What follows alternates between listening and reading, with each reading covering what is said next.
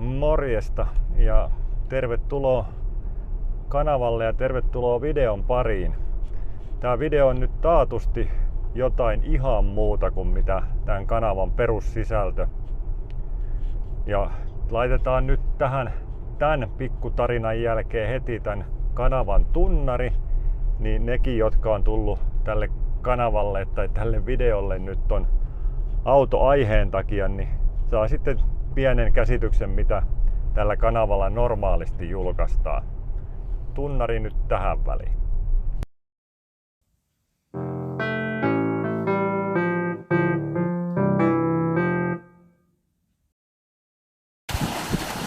No niin, nyt kun te olette saanut lyhkäisen tunnarini katseltua, niin mennään itse sitten tähän keissiin, mistä mä tuossa edellisellä videolla vähän mainitsin, että mulla on tämmönen kenties tulossa videona tämmönen aihe. Niin kuin tuosta kansikuvasta näitte, niin pientä ongelmaa on kyseessä. Ja kyllä, tätä kuvataan just nyt siinä autossa, mikä tuossa kansikuvassa oli. Ja vaikka kyseessä on sähköauto, niin tässä ei ole todellakaan kyse mistään polttikset vastaan sähkövehkeet tai mitään muutakaan sen tyylistä, eikä mikään puolesta puhuminen ei sen enempää sähköautolle kuin polttomoottoriautollekin, koska tämä mun keissi ei varsinaisesti koske tätä autoa, vaan se koskee tämän auton myyntitilannetta. Mä käyn sitä läpi nyt sillai suht kronologisessa järjestyksessä, miten tää homma on mennyt.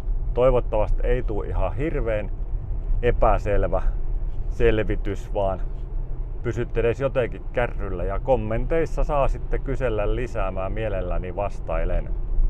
Mä en tällä videolla tuo kuitenkaan julkista autoliikettä, kenen kanssa mä teen kauppaa, kun mä vähän vielä odottelen, että millaista ratkaisua tähän nyt sitten loppujen lopuksi saadaan.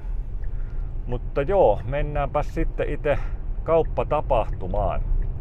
Elikkä mä ostin tän kärryn eri paikkakunnalta kuin missä asun, niin sen takia aika pitkälle sovittiin kaikki asiat valmiiksi puhelimessa ja sähköposteissa myyjän kanssa. Ja saatiin kaikki sovittua ihan jees, ei mitään ongelmaa. Ja mä otin tähän sitten toiset vanteet ja toiset renkaat ja vähän palveluakin. Ja nää tuli ihan niin kuin oli myyjän kanssa sovittu.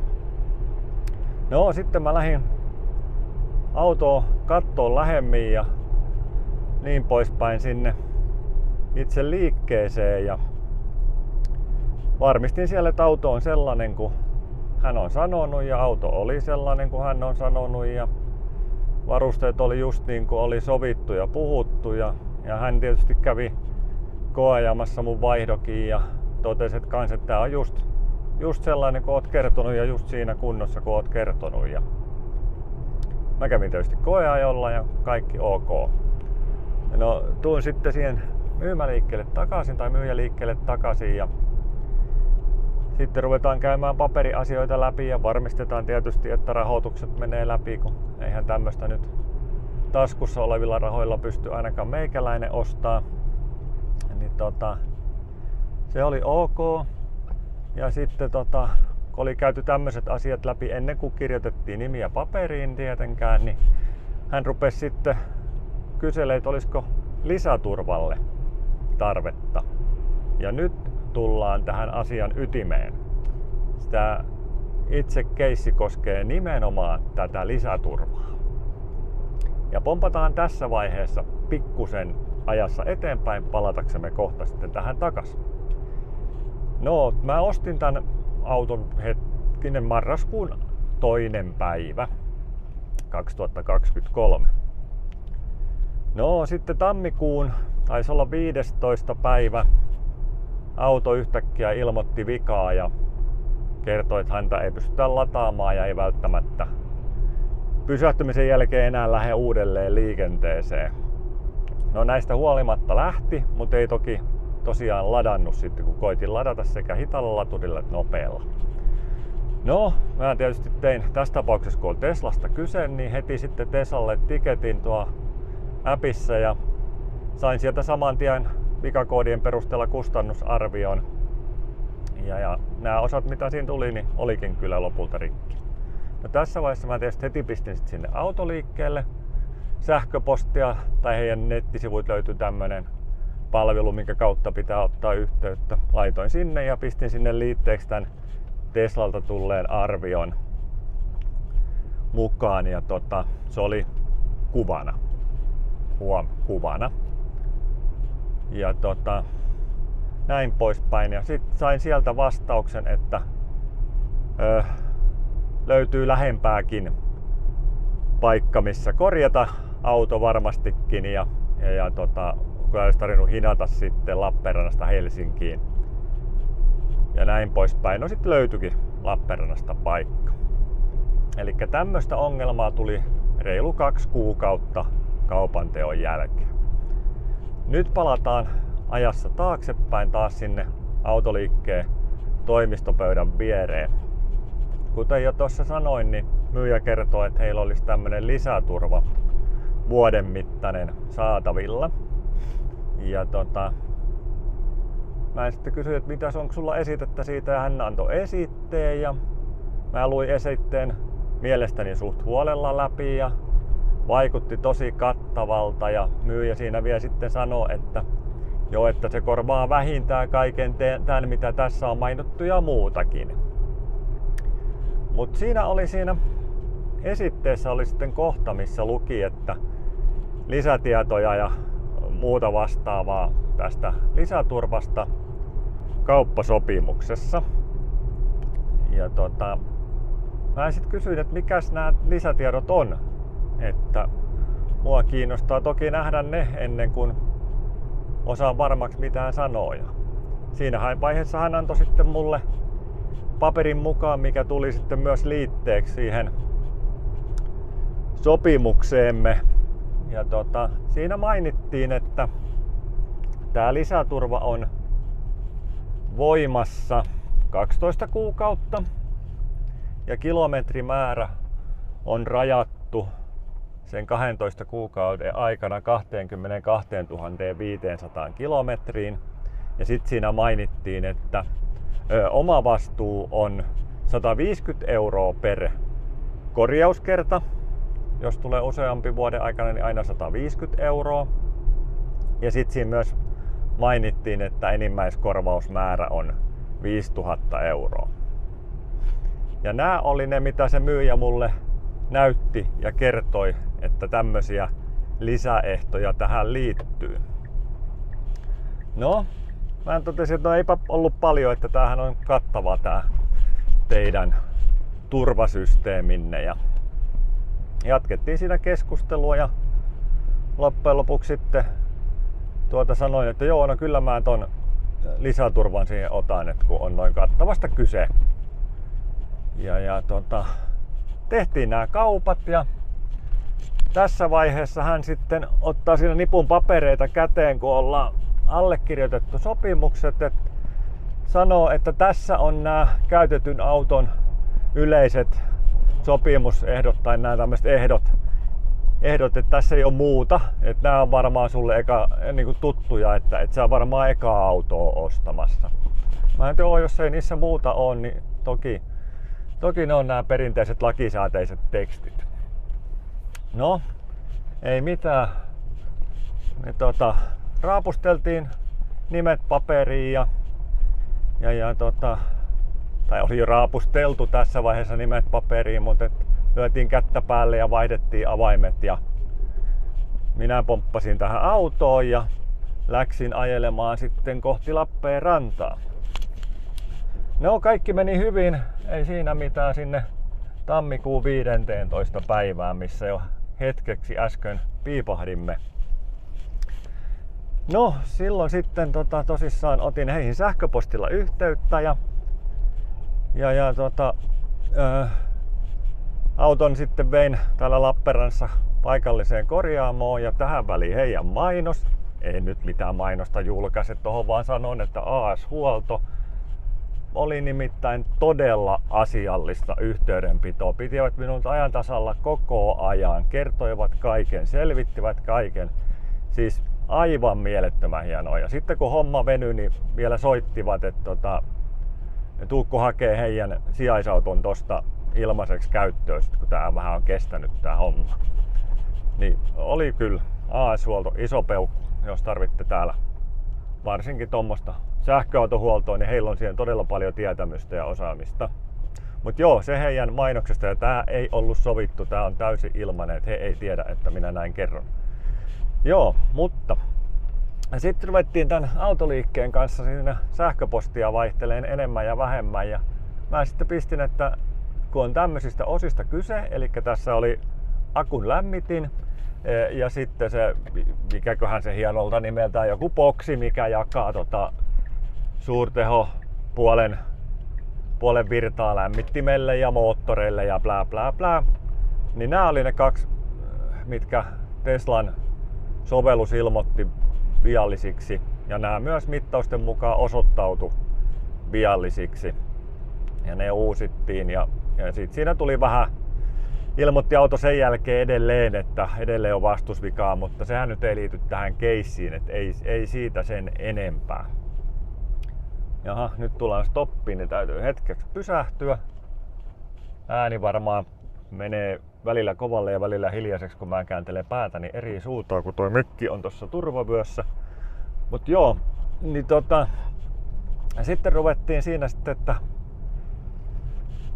he niin kuin selvittää, että mikä autossa on vikana, että lisää. Ja pyysivät, kun mä mainitsin teille sitä, että kuvana, että kun et laittanut mitään PDF:ää, että mitä sieltä Teslalta sanottiin. Mä sanoin, no en laittanut, kun laitoin kuvan. Että siinä on ne tiedot.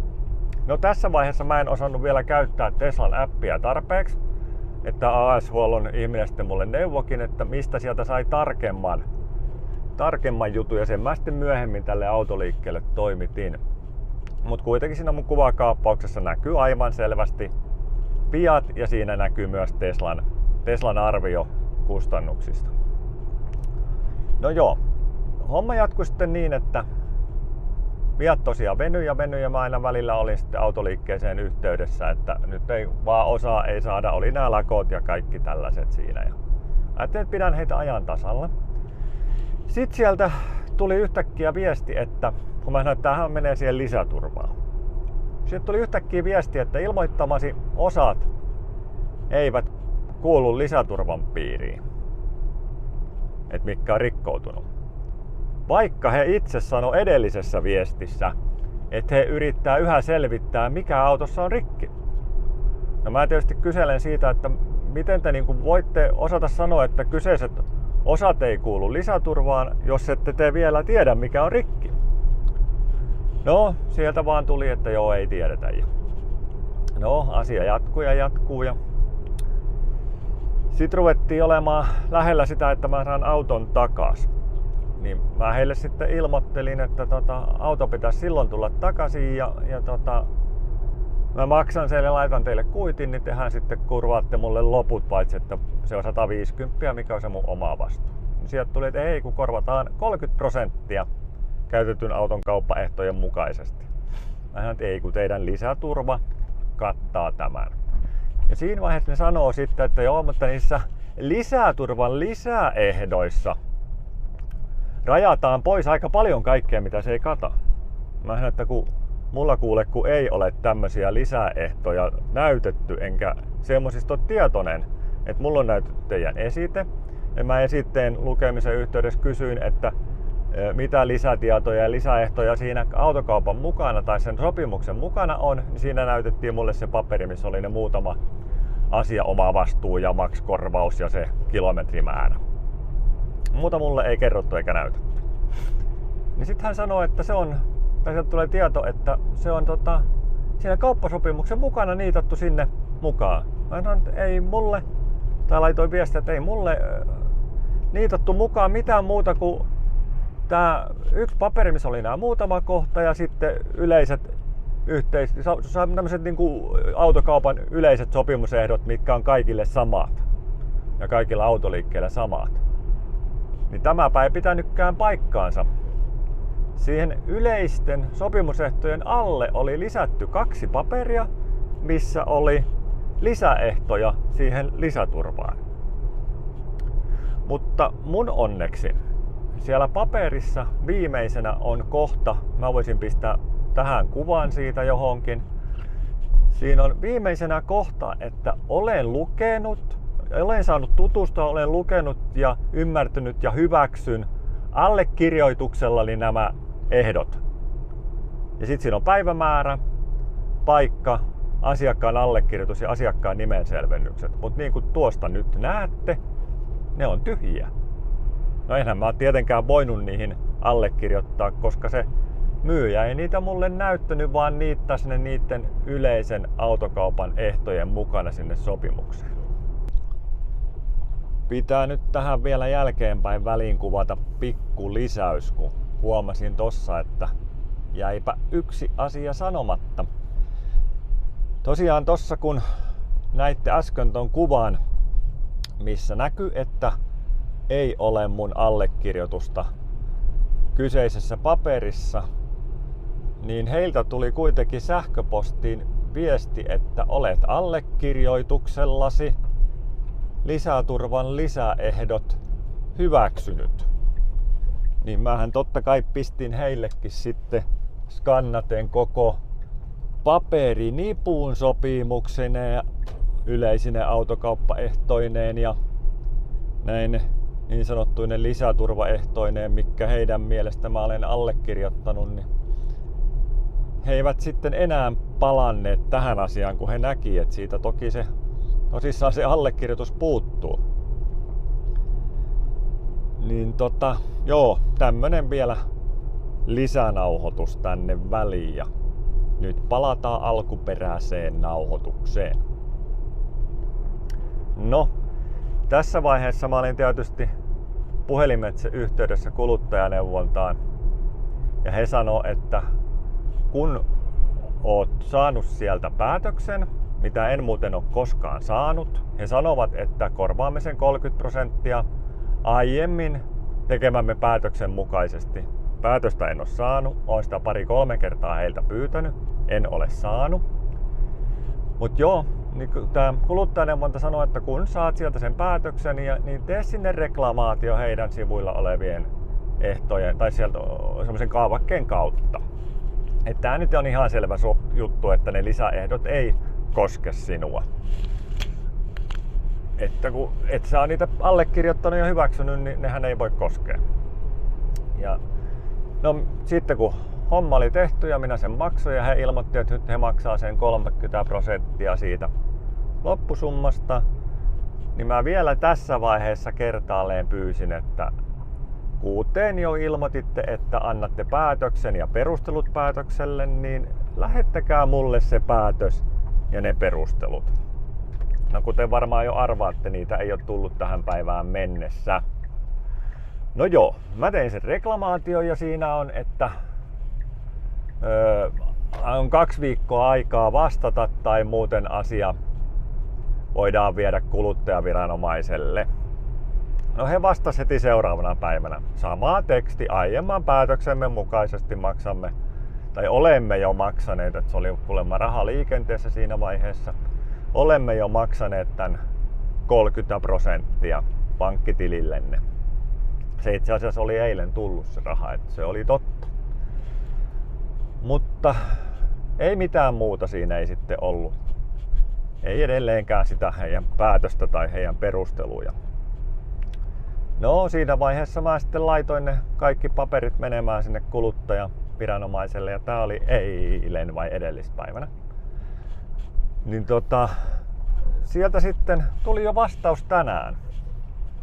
Että tapaus niin kuin vaikuttaa selvältä ja kannattaa lähettää, oliko se nyt kuluttajariitalautakunnalle, nämä samat tiedot mitä heille, vaatia niiltä sitä rahaa, siis tältä autoliikkeeltä, ja myöskin vaatia korvaus muista kuluista mitä mulle on syntynyt ja korkoa sille rahaosuudelle mitä he eivät nyt sitten ole maksaneet. siitä päivästä alkaen, kun mä oon sen heille tai sinne korjaamoon maksanut. Tällaiset oli ohjeet. No, tämän mä teen sitten tänään. Kun tästä kotiin pääsen, niin laitan sinne. No, mä olin tietysti myös puhelimitse yhteydessä ihmisen, joka mun vanhan firman lakiasioita hoiteli. Niin kysyin häneltä sitten mielipidettä tähän, niin että mitäs hän sanoo. Niin hän sanoi, että tää on ihan oikea reitti. Toinen reitti ja myös täysin mahdollinen on se, että tee rikosilmoitus, koska kyseessä on ilmiselvä petos. Et minulta on jätetty oleellisia asioita ilmoittamatta, mitkä olisi ollut tärkeitä tehdessäni päätöksen siitä, että hyväksynkö tai ostanko sitä lisäturvaa vai en. Mutta sitten hän sanoi siihen, että tässä on vaan se ongelma. Että todennäköisesti tämä autoliike väittää siinä vaiheessa, että tämä myyjä on toiminut täysin omineen. Että se myyjä tässä rikkonut lakia, tämä yksittäinen heidän työntekijä siis, eikä tämä autoliike. Ja jos se sitten menisi oikeuskäsittelyyn ja siitä joku rangaistus tulisi, niin se tulisi mitään todennäköisimmin nimenomaan tälle yksittäiselle myyjälle. Ja mä en jaksa uskoa, että nuori kaveri halusi niin kovin liikkeelle lisämyyntiä, että se teki päätöksen olla näyttämättä näitä lisäturvan lisäehtoja ja ottamatta multa allekirjoitusta niihin siinä toivossa, että tämä autoliike saa muutaman satasen lisäturvan myytyä. Vaan mulla on tää on tietysti täysin mun olettamaa. Plus, että kun mä oon tästä asiasta puhunut parissa keskustelussa tuolla, niin ainakin 2-3 muuta ihmistä on samasta paikasta kertoneet saaneensa aivan saman kohtelun. Ja yksi sanoi, että täytyypä tässä tarkistaakin omat sopimukset, että hänkään ei muista, että hänelle olisi tollasia näytetty. Ja hän sitten laittoi mulle viestiä, että ei hänenkään papereista löydy hänen nimeään. Että samanlainen keissi, että toivottavasti ei tule ongelmia ensimmäisen vuoden aikana. Mutta joo, mä nyt ainakin toistaiseksi en tee tätä rikosilmoitusta, koska tätä pientä osaa lukuun ottamatta, niin tää myyjäjätkä hoiti asiaa hienosti. Hän piti koko ajan muuhun yhteyttä hyvin ja kaikki meni hienosti. Ja vielä sitten kaupan jälkeen, kun mulla oli pari kysymystä hänelle, niin hän vastasi ja antoi hienosti kyllä tietoa, että ei hänestä voi hänestä ei voi pahaa sanaa sanoa muuta kuin, että eipä nyt tämmönen yksi paperi esittelemättä ja nimi pyytämättä. Mut joo, tällainen keissi. Ja nyt mä mielelläni kuulisin kommentteja, onko vastaavaa tullut muilla vastaan ja miten on ratkennut teidän asiat, jos on tullut.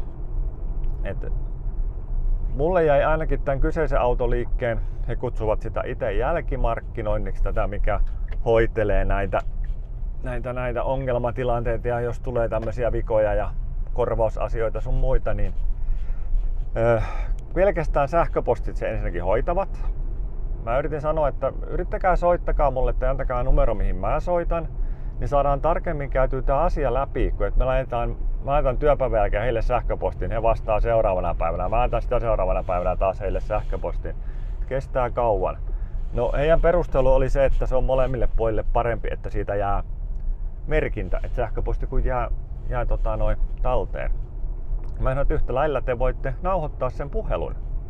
Ja nauhoitetaan se puhelu ja liittäkää se nauhoite sinne sähköpostin liitteeksi. Ihan yhtä lailla se menee siellä liitteenä kuin nämä kustannusarviot sun muutkin. Ei sitä, siitäkin jää jälki.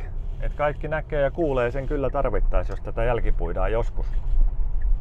Mutta sehän ei heille käynyt. Ja sitten heidän viesteissä ei koskaan lukenut, olisiko ihan ekassa viestissä ollut, että minkä niminen henkilö siellä oli. Muuten siellä oli aina Matti tai Jussi tai Seppo tai pelkkä etunimi, ei mitään tietoja kenen kanssa ei mitään tosiaan puhelinnumeroa, ei muuta kuin tämä heidän yleinen sähköpostiosoite. mihin ottaa yhteyttä. Niin tällaista keissiä. Mut joo, hei, laittakaa kommenttia tonne alle ja mitä todennäköisemmin tähän videosarjaan tulee jatkoa, koska mä epäilen, että tää vääntö ei ole ehkä ihan lyhyt. Et katsotaan, millaisia lisäkäänteitä tulee, mutta mä teen tänään sen kuluttajariita lautakunta vai mikä se nyt olikaan, niin sinne sen ilmoituksen asiasta ja lähetän heille ne paperit. Onneksi mulla on kaikki valmiina, niin katsotaan sitten millaista tietoa sieltä suunnalta tulee. Mutta ei mitään. Jos et tosiaan ole katsonut tätä kanavaa ennen, niin käyhän kurkkimassa kanavan muutakin sisältöä, jos sieltä sattuisi löytyy sulle jotain kiinnostavaa. Ja tähän videosarjaan palataan sitten jossakin vaiheessa osaan 2 merkeissä. Se on morjens ja kanavan tunnari taas loppu.